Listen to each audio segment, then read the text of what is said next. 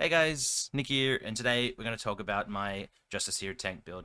Guys, this build here uh, was designed when I was running with my friend Trizander, and we'd be in these like slog it out hive onslaught elites where my other tanks just couldn't quite keep up with the damage taken, the damage incoming to my build. So I was just like, bit by bit, I was just trialing and trialing out how to make my tank just even beefier, but still maintaining a good amount of speed, good amount of threat in, and a good amount of just generalized, tankiness and yeah, good, goodness. So this build is standardized tank weapons.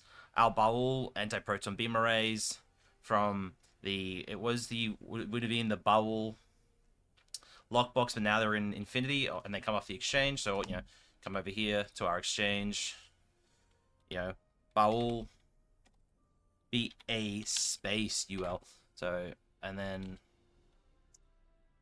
our Baul anti-proton beam, and for some reason I can't search, but now I can. So guys, about 1 million on the exchange to pick up one of these beams right now.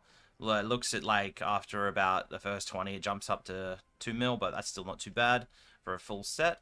Because if you don't know, bubble weapons have a refraction on them. So by refraction, I mean you shoot a target, you think about the line to the target as a beam, but then the beam bounces again and again and again. And being that it also has a good proc for Chemosite lace weaponry, and as well the temporal entropic rider, that dot is just generating threat for you. So it's just these are the best tank weapons in the game. And next up is our Dark Madam Quantum Torpedo. So guys, for any fire at will build that's not designed to be used as a nanny, and you'll be running the trait Entwined Tactical Matrices. To get uptime on your fire at will, you need a beam. So you want to run fire at will, and you also want to run torpedo spread. So we come over here. I have fire at will. I have torpedo spread. This allows me to have 100% uptime on my fire at will to make sure I'm generating threat as I'm flying around with my weapons. This is from the Discovery Legends reputation. So Discovery Legends, and it's just one of the projects. It's tier 1. I'm gonna take a bit of water, guys. Sorry.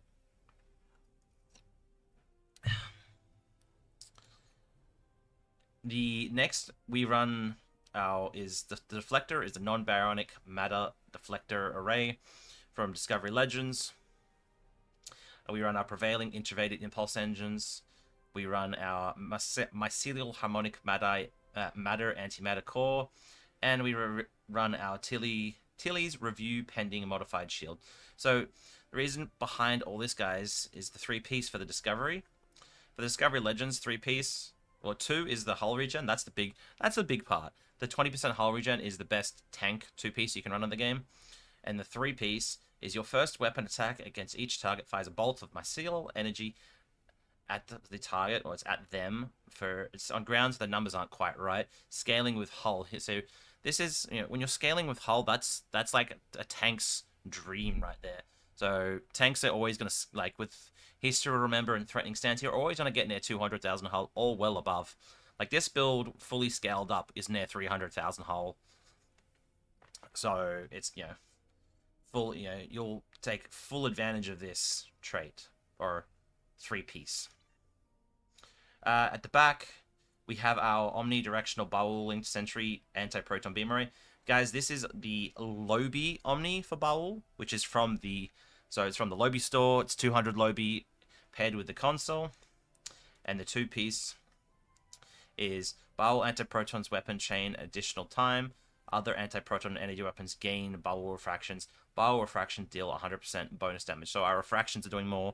They're doing more threat generation for us. So just we're covering more parts of the map and we're doing more damage doing it. So it just helps us generate threat for the areas we're not even in yet, which other weapons just can't do. For our devices, it's pretty standard. Temporal Negotiator, a Kobayashi Maru, Deuterium Surplus. I run for my tank, I run Advanced Hull Patches.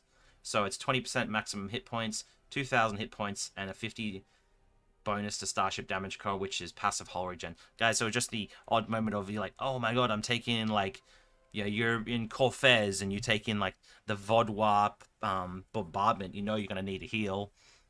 It's a little bit extra. And I'm running team batteries because I used to run this a bit more when I was doing nannied runs. So yeah, we use team batteries in those runs. In the universal slots, because this is T6X times 2, I'm running the Lorca's custom fire controls. So this is the balance of tank, damage, utility coming in. So as standard, it's 3.9 crit chance, 7.9 weapon power, and 157.5 starship shield penetration. So helping our crit chance, helping our weapon power, and helping our shield pen. And the 2-piece, because I'm running it with the torpedo, is on crit, plus 1% crit severity, stacking up to 25 times. So more crit chance, more crit severity is very nice. We're running our Tachyonet drones from the Bozeman, Bozeman Intel Frigate, but we'll confirm it. Yep, Bozeman Intel Heavy Frigate, guys, from the C-Store. The console from this ship is 1% crit chance, 10% severity, and 15% perception as its passives.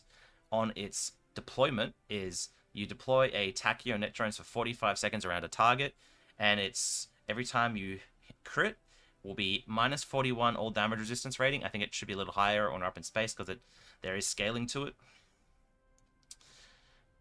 And where is...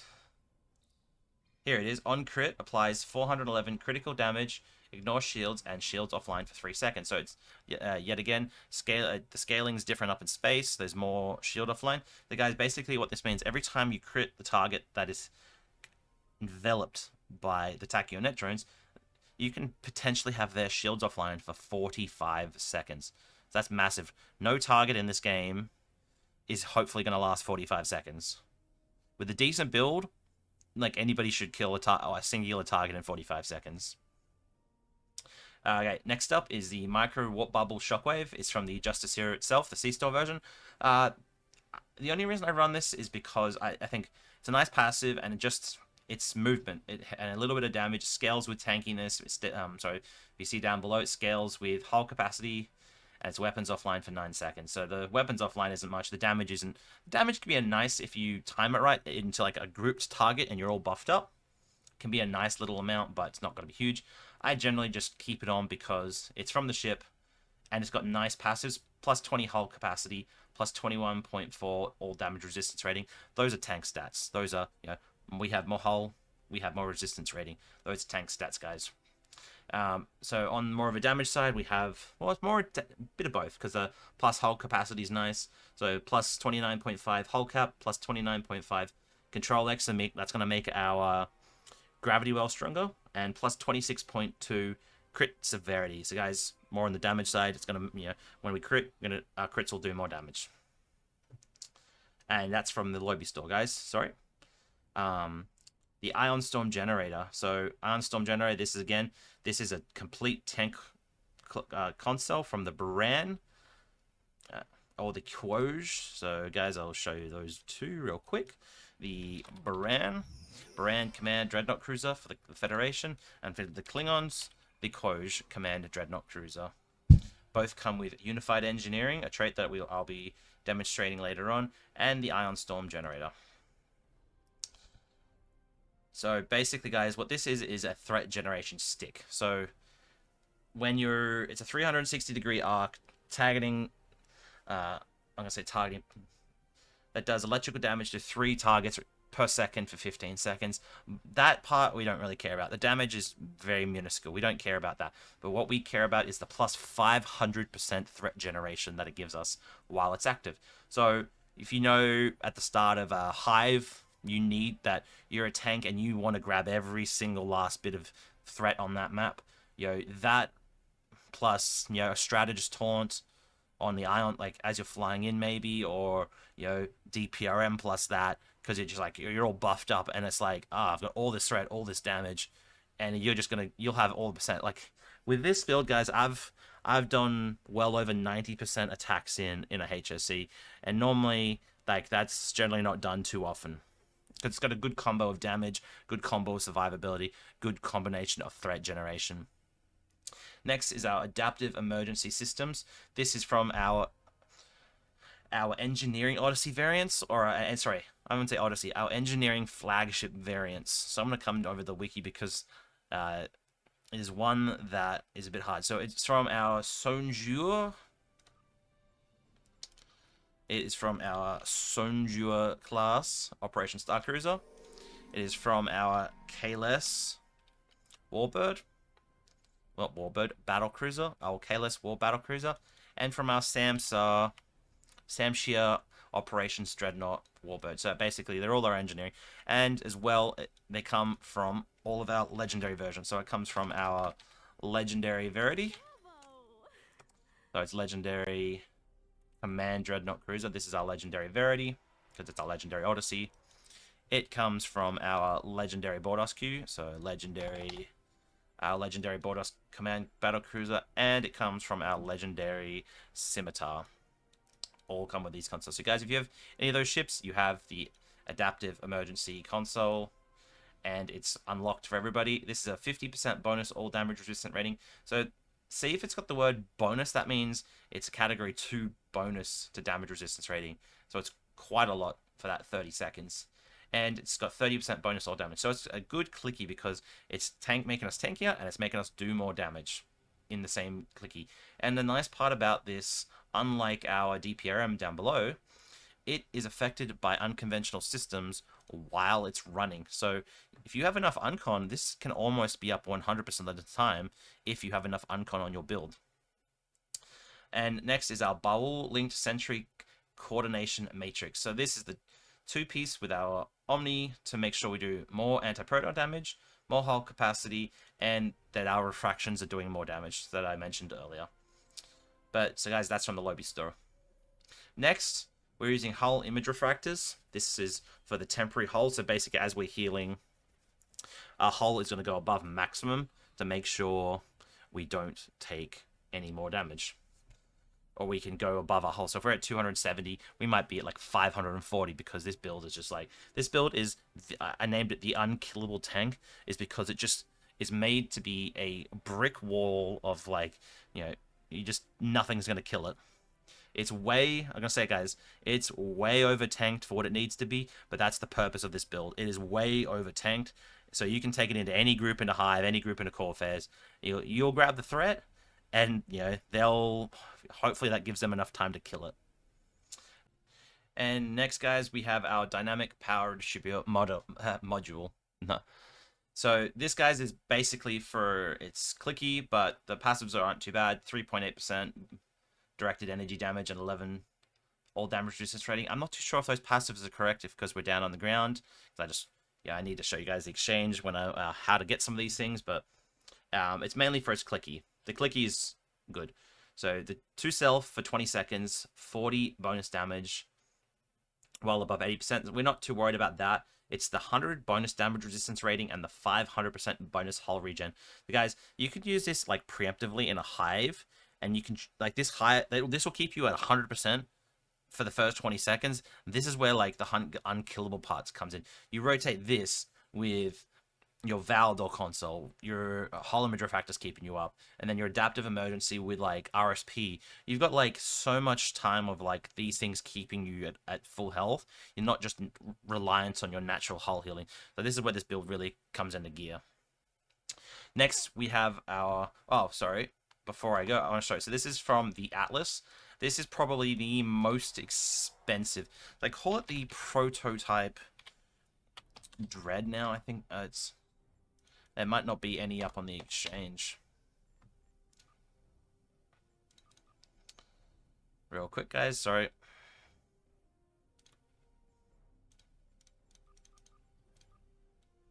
Yeah, I don't think there's any up on the exchange right now.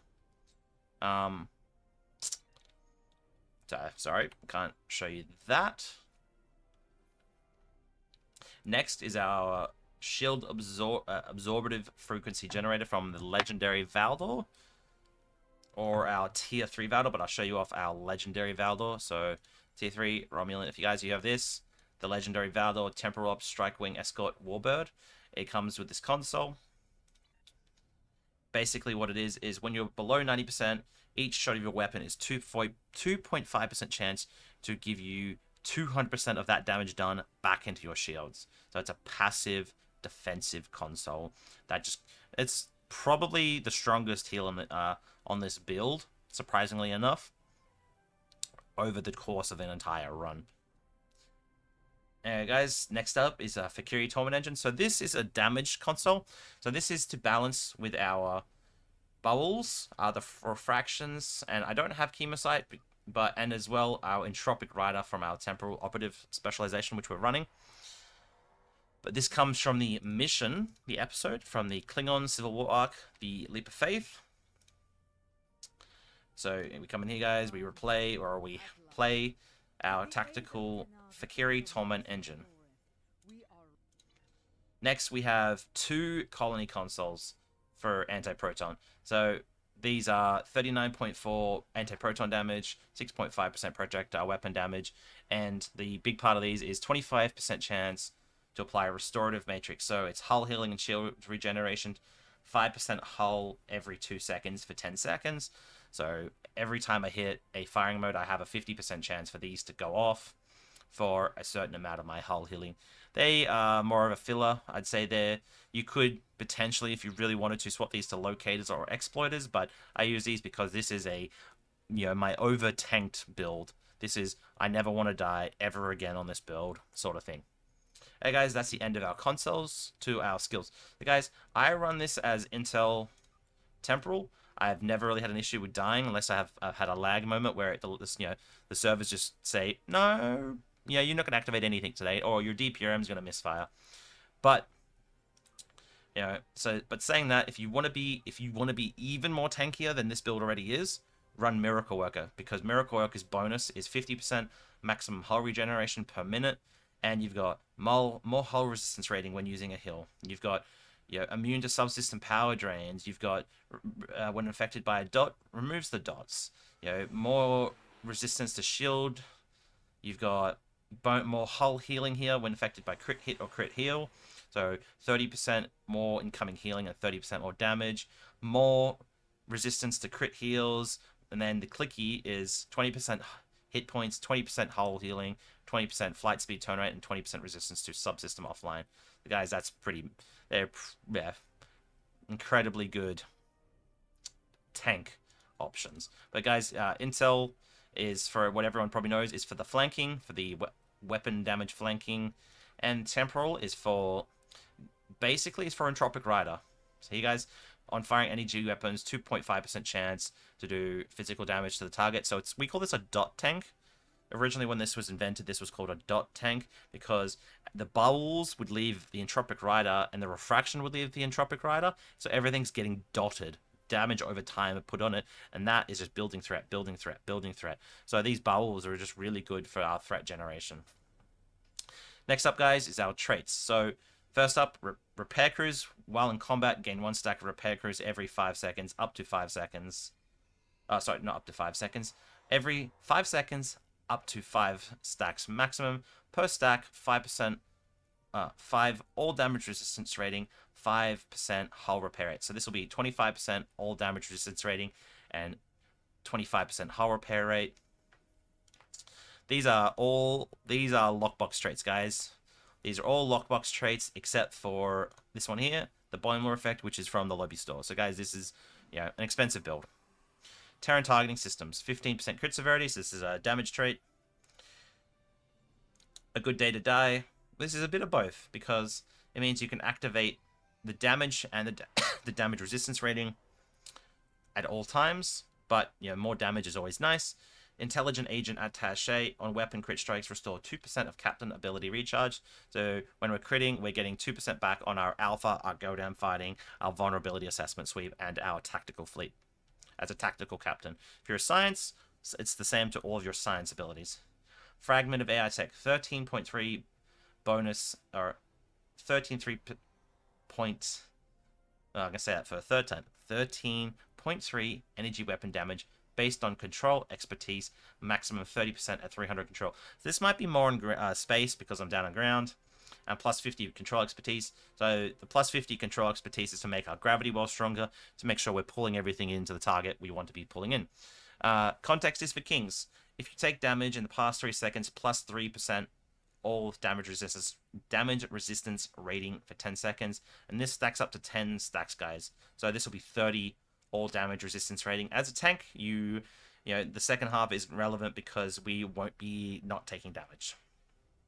Self-modulating fire. On critical hits, your energy weapons and projectiles gain 50% shield penetration for 10 seconds, can trigger once every 45 seconds. So this is just a damaging trait. You potentially could swap this out if you want to be even tankier, but you know, I like the balancing act of this build. The Boimler effect. So 17.5% chance to recover the recharge time of all bridge officer abilities up to their shared category cooldowns. So guys, what that means is every time you hit an ability, you have a chance to take it to its global cooldown with a 17.5% chance. So after a couple of abilities, you will have everything at its global cooldown.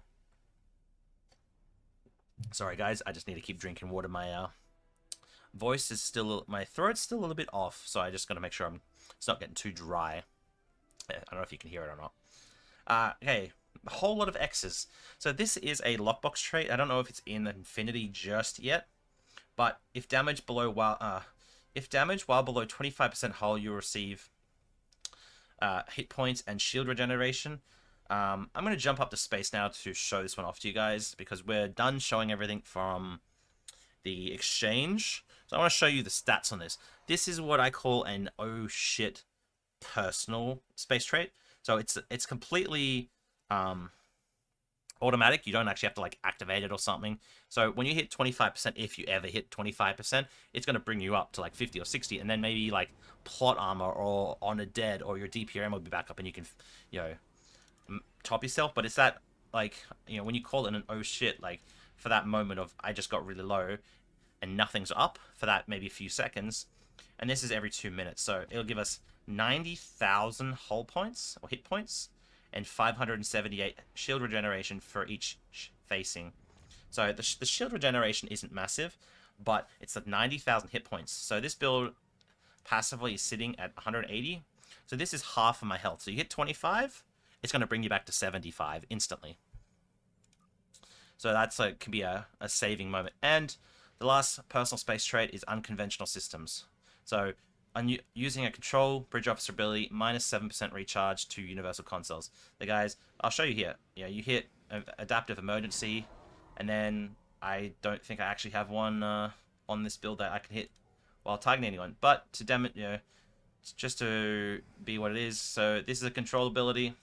You could hit that. You could hit scramble sensors. You could hit jam target sensors and gravity well, and they would all take 7 seconds off the cooldown of that trait. So what I was saying is earlier with that one, you can almost have that back by the time it runs out, and you just use it again. Okay, guys, to our starship traits. On emergency powered weapons, minus 50% weapon power cost and 20% fire cycling haste. This is from the Arbiter, the Kurak, the Legendary Avenger, and I believe... No, not the... and the Legendary Valdor now, guys. And the Morgai, War Heavy Warbird. If you I'll show you quickly. So it's from our Arbiter Battlecruiser. It is from our Kurak. It is from our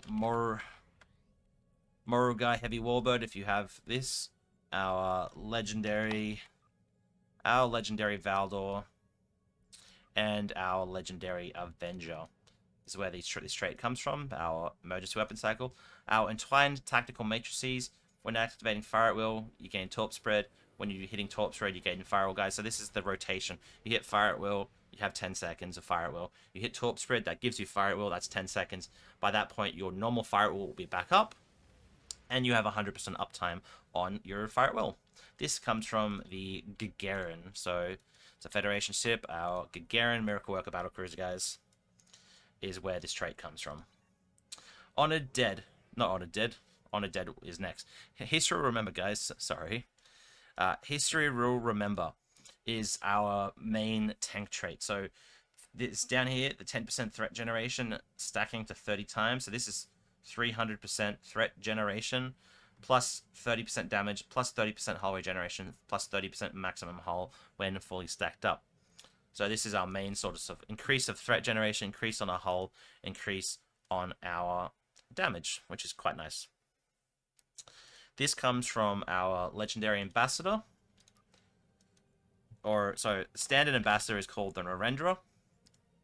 If you have one of these, it comes from our legendary ambassador, which is our legendary ambassador Intel support cruiser. If you have this, or it comes from the Klingon side, it comes from the Voral support battle cruiser, or it comes from our legendary Vorcha command support battle cruiser. So guys, if you have any of those 4 ships that you can get history to remember. Honored Dead. So guys, Honored Dead originally comes from the sarcophagus or a unlock box. I don't think there's too many left, so Honored Dead might be almost gone off. We actually might go back down to space and double check that. I've thought we were done, but it's from a promotional ship, or no, in a lockbox ships. The sarcophagus dreadnought carrier is where this trait comes from, or it comes from a reward pack. But I don't know if there's too many left. There is actually, and it's only 30 million. So guys, 30 million, you get one of the best tank traits in the game, and you can use this on damage build because it's, you know, in times of war, as you're getting hit, it's a defensive trait, so it's really, really good. Next up is overpowered, overgunned. So on beam and cannon special firing modes, minus 15% weapon power cost. So this is making less power drain, so our maximum weapon power is staying as high as it possibly can. So the weapon power is a damage modifier, so it means we're doing more damage, more threat generation, and just happy days. And the second part is 12.5% fire, cycling haste for weapons for 8.5 seconds. It's based on your global crit chance. So being down on ground is probably going to be a little lower than what it actually is. But this, guys, is from the legendary Defiant. And this is only from the legendary Defiant. So if you don't have those, you'll have to find something else. You can use like Calm Before the Storm, or, you know, just find something different like supercharged weapons, Promise of Ferocity. You know, there's maybe another tank trait from like the Eisenberg. But this is more of a hull healing build, so focusing on our hull heals. Next is Unified Engineering from the Baran, so which I mentioned earlier, or the Quoj, but we'll show them again. Our Baran Command Dreadnought Cruiser and our Quoj Command Dreadnought Cruiser. This is where this trait comes from. So on activation of auxiliary to structural or any command bridge officer ability to team and self for 15 seconds, plus 10 hull cap, plus 10 recharge speed to bridge officer abilities, 10 flight turn rate, 10 flight speed, and 50% hull regeneration. And guys, this does stack. So when I do my nanny runs, or the torp runs, or whatever you want to call them, all 4 members of the team that aren't on the DPS role are using this trait. So that means it's 200% hull regen, 40% flight speed, 40% turn rate, 40% recharge speed for our bridge officer abilities, and 40% maximum hull. So we're getting quite a lot out of this trait, guys. And our polarized lattice optimized titanium armor. So when taking more than 20% of your maximum health in 5 seconds, gain polarized lattice optimized titanium armor for 15 seconds, immune to transported warheads, healing for the duration, so it's down in space, and plus 250 all damage resistance rating, and removes hazard debuffs and dots each second. So if you got like plasma fire on you ticking you away, this will take it off. So it's a bit of an all-rounder. More hull regen, more hull resistance rating, and a cleanse to make sure we're not taking like dot damage. And this is from our legendary Constitution Temporal Flight Deck Carrier, guys, or our Miracle Worker Constitution Flight Deck Carrier, which is a promo ship. So I get this from my legendary Temporal Flight Deck Carrier, guys. But if you have either of those ships, the Miracle Worker Connie or the legendary Temporal Connie, you can pick it up.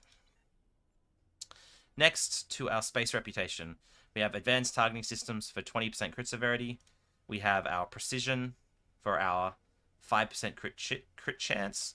We have our Tyler's duality for our crit chance scaling on our hull capacity. So up in space, when in a tank, you will be at 200% hull capacity before the end of a TFO. So you will have plus 7.5% crit chance from this trait. Our radiant detonation matrix to target 2.5% chance of radiation damage in a radius. So this is not the damage it does in space, but because I think it procs off our refraction. Someone might correct me there if I'm wrong. It procs off of the refraction, so as you're bouncing around, you're doing a lot of little damage from this trait. And energy refrequencer, receive 3.1% of your outgoing damage as hull healing to you. So guys, this build still does a fair bit of damage. I regularly pass 2 to 300k on ISE with this build in a decent enough run. So this trait is still doing nicely. And then our standard active space reputation, anti-time, but like biomolecular shield generator, deploy sensor interference, even though this shouldn't be used ever as a tank. Quantum singularity manipulator, even though this is the same thing. If it cloaks you, you don't want to be dropping threat, so it's again probably shouldn't be used. And our refracting Tetron cascade. To our stations, guys. So this is the way I have mine set up, because this means I get to run suppression barrage, I get to run fire at will and torp spread beta. It means I get my emergency powder weapons. It means I get my reverse shield polarity, and then I get plenty of uncons in between. So uncons are to make sure I get my universal consoles back to keep this build alive.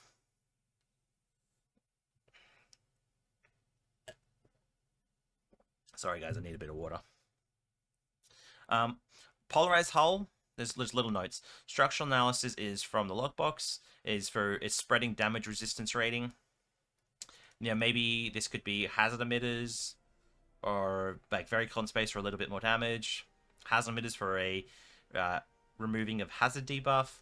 Polarized hull here, guys, is for our immune to tractor beams. So guys, if you ever been flying against the Borg, they like to tractor beam you. So this is just the damage. It's not for the damage resistance rating. That's a nice part, but I didn't pick it for this. This was so that I don't get tractor beamed while I'm flying my tank. So I get to position the way I want to, so I'm not getting flanked. Like, I'm not turning with my flank sitting against a tack cube, and it shoots me with like a massive torpedo spread and takes my hull. Our gravity well to make sure everything's controlled. Fire at will to spread our beams array to grab our threat.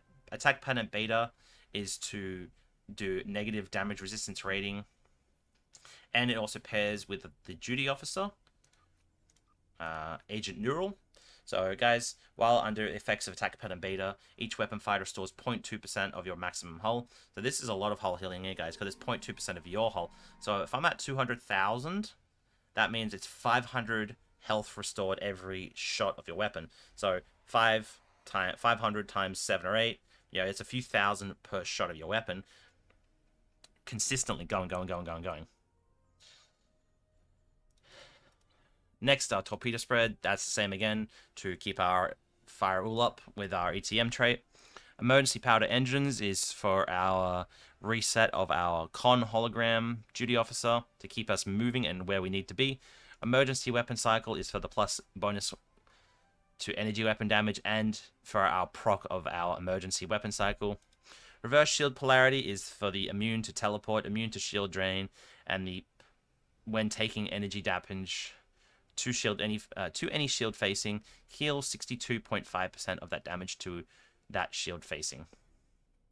And the most important ability on this trait, or bridge officer power, suppression barrage trait, guys. So for tanks, this is the #1 trait ability you want to be on, on this build. So your weapons suppress targets for 20 seconds, minus 50 outgoing damage. So guys, I'll say that again, minus 50% of its outgoing damage to the target. So if you were to be hit by 100,000, you now would be hit for 50,000. That damage mitigation can't be replicated by anything else in the game, guys. My first time tanking, I was on a miracle worker ship. I did an ISC and I took in 5 million damage because of how slow it was. You swap that to a command ship, you're taking 2.5. That means you need less clickies, you need less defensives. You need less like endeavor points. You need less, things just to make sure you keep resistance rating off the rip. But now like with this, sure, my build is way over tanked, but suppression barrage is incredible. Like there's times where my build, my supports might die, my support tanks that are basically twigs, but suppression barrage is what keeps them alive because nothing really does more than my natural healing. Tractor beam. Tractor beam is here for an unconventional systems proc. Scramble sensors is for an unconventional system proc, and so is jam targeting sensor. Guys, I know it'll probably be said down below that a tank shouldn't be using a placate, a tank shouldn't be using a confuse. Guys, in the thousands of ISCs that I have done, like I mean thousands of ISCs that I've done as tank, I've never once had an issue running these abilities. The value of them as an unconventional systems procs far outweighs the chance that the one sphere or the one cube or the couple cubes that it might hit turn and do a little bit of damage. With suppression barrage and the threat generation, after the few seconds of it's being confused or the placate, it's just going to turn back and hit you. Plus, with like unified engineering and a few other things, that person's really not taking a lot of damage anyway. But guys, getting your DPRM back 14 seconds quicker with these two abilities, one hit of these abilities, you get it back 14 seconds quicker, is much more valuable on the off compared to the off chance of these traits or these abilities confusing someone to their death. Alright guys, last but not least, our duty officers. So this is what I've been running with my build. I'm running Agent Neural for the healing. I'm running a energy weapon officer for its the chance of more crit chance. The chance of more crit chance, that's funny. Our emergency con hologram. So emergency powered engines will reset our evasive maneuvers. The guys, if you haven't seen that, I have a video on this. Ultimate speed. But basically, if you don't know what it means, is if your evasive maneuvers on cooldown, if you hit emergency powder engines, it resets the cooldown of your evasive maneuvers, and you have evasive maneuvers up most of the time. Then I'm running 23 because it's improved to crit chance with command, and with tactical is more hull. So more hull is nice for a tank, more crit for more damage, always very nice. I'm running Unkillable for the removing of all debuffs with emergency power abilities.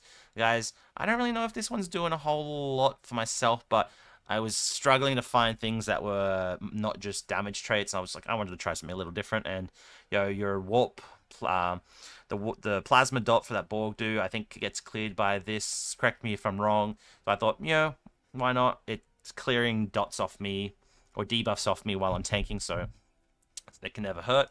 And I'm running 38, so this is attack and command cooldown reductions. So my tactical abilities are getting more cooldown reduction when I hit command, and my command are getting more cooldown reduction when I hit my attack. Anyway guys, that's this video for today. If you have any questions, comments, or any sort of suggestions, please leave them down below. But guys, as always, if you like this video, please hit that like button, comment down below, and please guys, if you haven't, subscribe to the channel. It really does help me out. I'm pushing for that 1,000 goal because if you'll see in my community tab, there's a little special something is going to happen when I hit 1K. So, guys, whatever you can do to get me to 1K, I'd be really, really appreciative. And yeah, so guys, this has been my Unkillable tank build. I will see you all next time and say bye.